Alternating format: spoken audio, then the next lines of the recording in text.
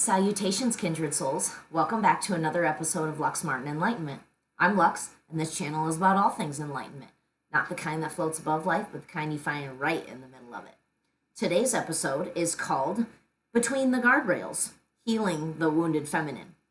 This is an episode not only to give you some context of a topic that is very popular in the world, at least, and especially in my world, but I want to show you, using my personal experience, how I am walking the talk in all things that are related to the divine feminine journey and trying to get to a place of balanced, healed, loving, whole femininity. So I want to open with the fact that this is a very real and present topic in my life right now. Last night I listened to this really beautiful and impactful podcast. It was by Sahara Rose. She's interesting, so check her out if you're interested in all things divine feminine. And she did an interview with Kels Kazarian, and I had never heard of her before, so I actually intend to explore her content deeper because she was such a beautiful, passionate speaker, and her content struck me so deeply in both a positive and a triggering way. And so I want to talk to you about how I developed this episode of the realization that right here in this red hot moment, I'm not in a healed divine feminine state. I'm in a wounded feminine state.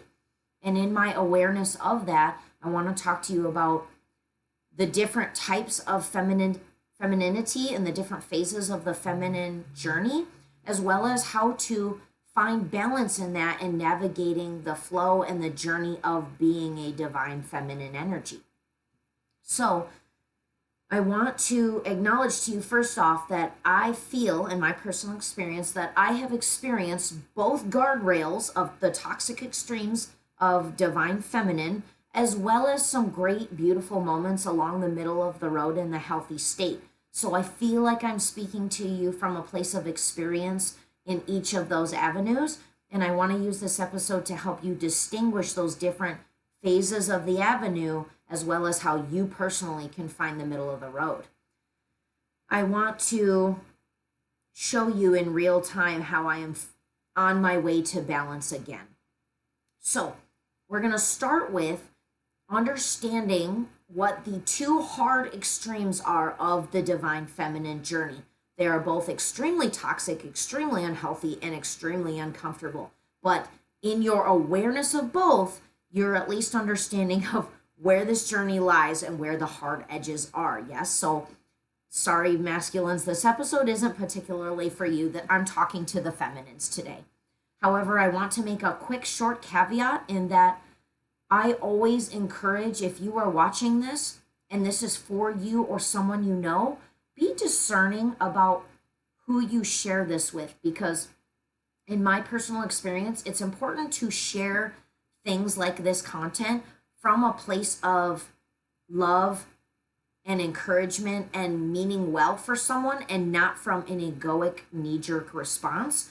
I used to be the epitome of copying and pasting and texting my twin a link of a podcast or a sermon or something important that I heard that I was like, you need to listen to this because this is you and this is what you need to work on.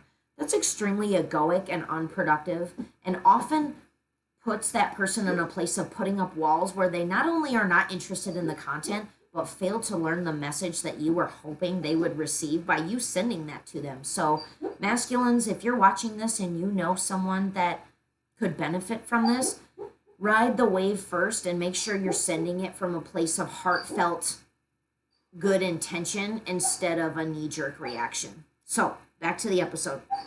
These two extremes. Sorry if you can hear Morty dreaming in the background. I'm not going to stop this video. The first extreme, which I spent not only the good majority of my life in, but absolutely the beginning of my twin flame relationship in, is the overgiver, the self-abandoning feminine. This feminine gives so much to the connection, whether you do it right away or eventually. I jumped right off the cliff right away. I overgave of myself to the extent of I no longer pursued who I was or what I stood for or what was mine. I just wanted to mesh all that was us together and let that be me. And that's completely unhealthy because there was no sense of me in the relationship. It was all about him. It was all about the masculine.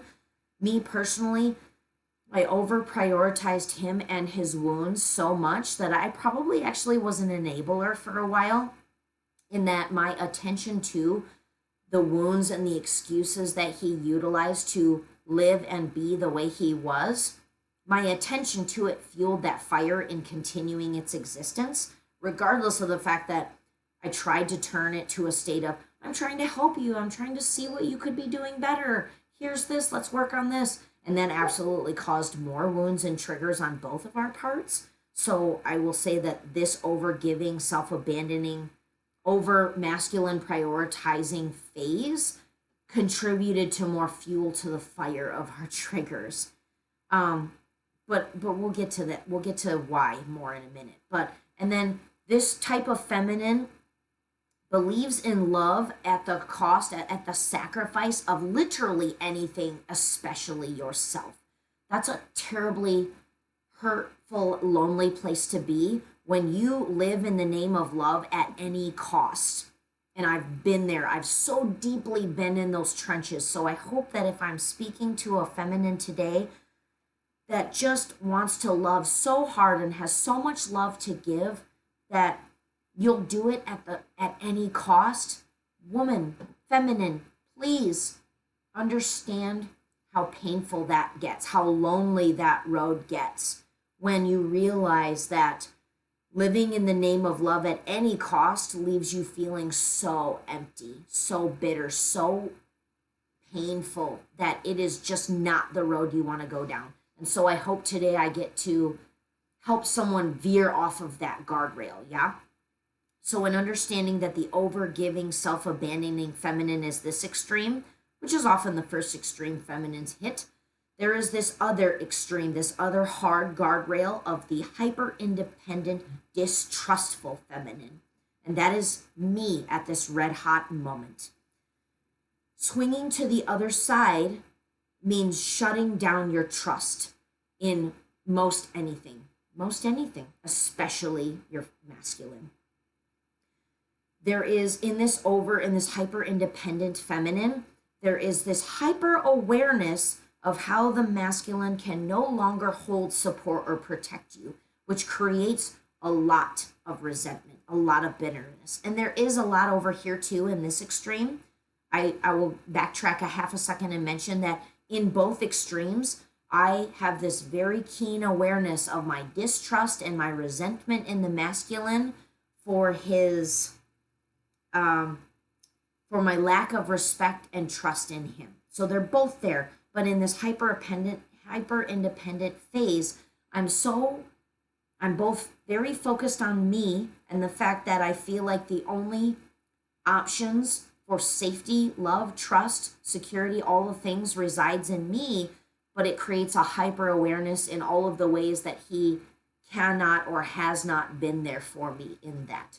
And to me, at least in my personal experience, that comes from a place of bouncing off this guardrail, trying to find the middle of the road and going, oh, hey, look at this beautiful thing I found called healthy divine feminine energy. This is what feels good. This is where I want to exist. Can you meet me here? He can't always meet you there. He can't, especially if he's not willing to look at his own stuff, for lack of better words. So when you experience immense letdown there, in which I have, no shame on either of us. This is not a crap on my masculine episode, okay? This is just me explaining that in this phase of me exploring all things of how I wish to embody what healthy divine femininity is, and my request of him to meet me there and his inability to do so at the time has caused such immense heartbreak in me that now I'm like, whoop, hit this guardrail, yeah? I guess the only person that will love me or care for me or have my back for me is me. That's the only person I can rely on is me. That's not healthy femininity. It's going to feel good at first. It's going to feel like empowerment at first, but then you realize that's ego. Then you realize that's defense mechanism. And so, feminine, I encourage you to understand, are you in a place of loving that hyper independence because that's a defense mechanism, or realizing that that actually feels grimy too because that's not where you wished you would be. So the hyper independent feminine feels so much reliance on herself for love, support, and safety that it feels powerful at first, but underneath it's a wounded defense mechanism. So now we understand these two hard guardrails of overgiving, self-abandoning feminine, toxic femininity, and hyper-independent, resentful of the masculine femininity. Okay? I want to kind of quick rehash these red flags, these main red flags and signs that you are in a wounded feminine state is, regardless of which extreme you are, there's an intense lack of respect and trust for the masculine in general, as well as in your life. I'm experiencing that kind of in all things lately. I have this hard guard defense mechanism up where in my even sometimes daily interactions, I get a little defensive or hostile or cold because I don't have the capacity to be soft, open, and discerning. Feeling closed off. So that goes to both love and most things in my life right now. Just feeling closed off, feeling like a shut-in, feeling like, leave me the hell alone, y'all. I'm just not okay. I'm just not in a place where I can be open and receptive to the world that's going on around me. Seeing independence as the only safe option, as well as this awareness of pain. Because the fact that pain is present is the indication that you're not operating in a place of sovereignty, health, wholeness.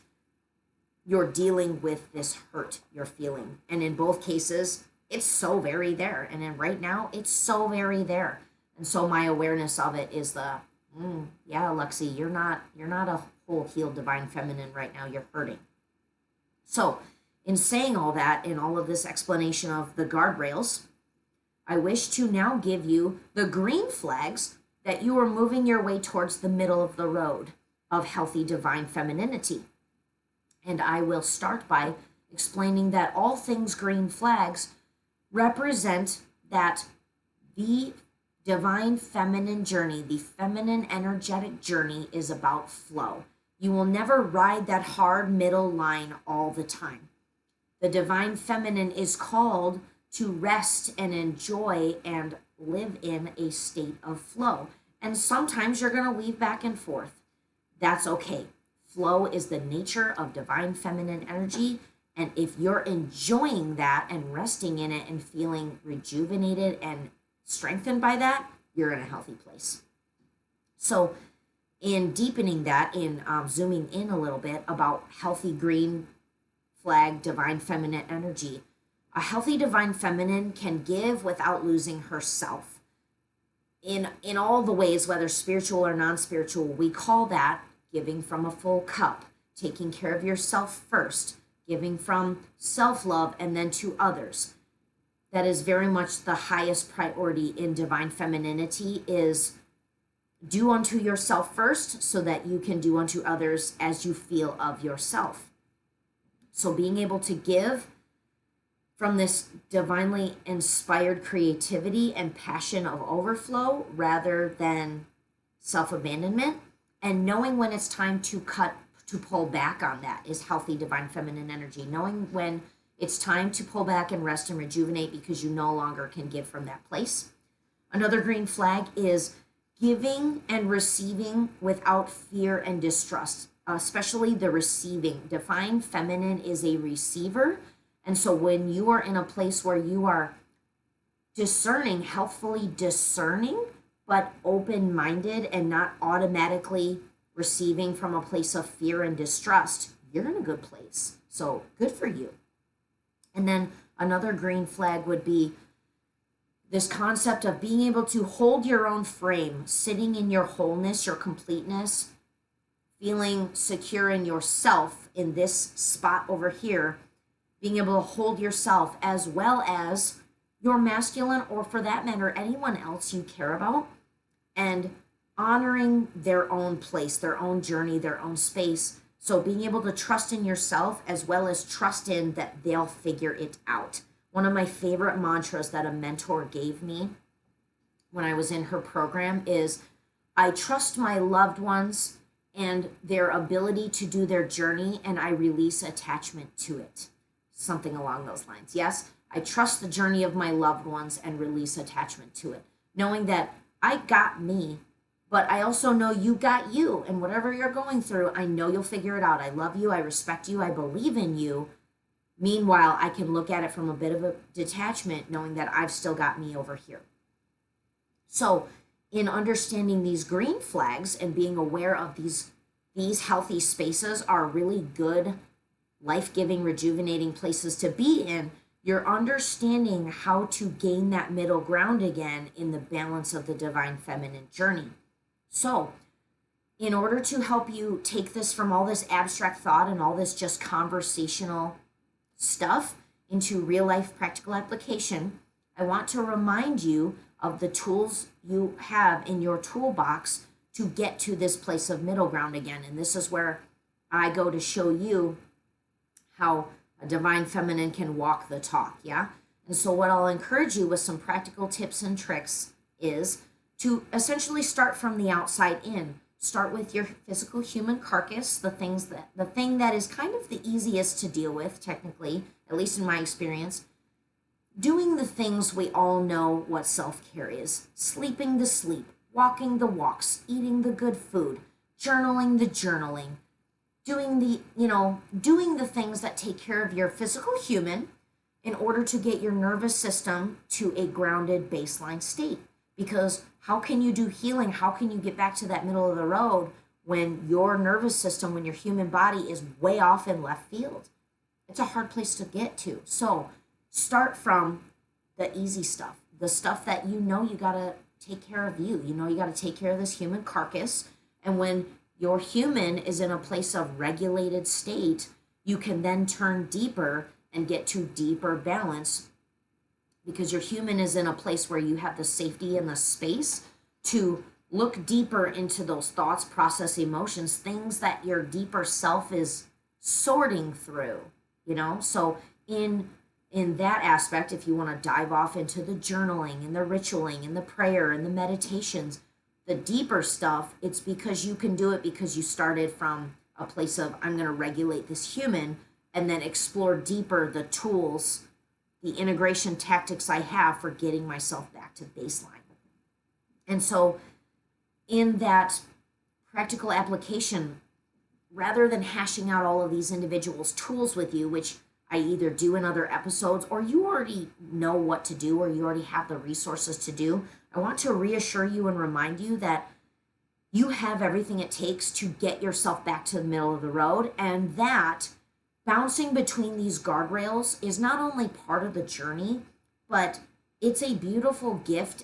As crappy and as painful as it is in those moments, it is a beautiful experience that you will use later as a gift for yourself or those around you that you care about, in understanding those guardrails and then in navigating yourself back to the middle. So please, in these practical usages of your finding the balance, bouncing off the guardrails, being aware of it, and getting your human, your mind, soul, body back to the middle, please give yourself love, grace, forgiveness, and space to integrate that, because that is part of the journey. As unfun as that sometimes is, it's part of it.